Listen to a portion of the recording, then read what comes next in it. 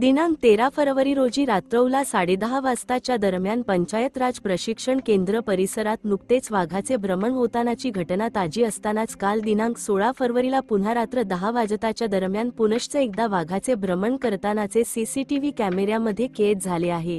तरी नागरिकांना एबीएन न्यूजकडून आवाहन करण्यात येते की सायंकाळी 7 वाजताच्या नंतर व सकाळी फिरायला जाणाऱ्या लोकांनी काळजीपूर्वक या भागातून भ्रमण करावे।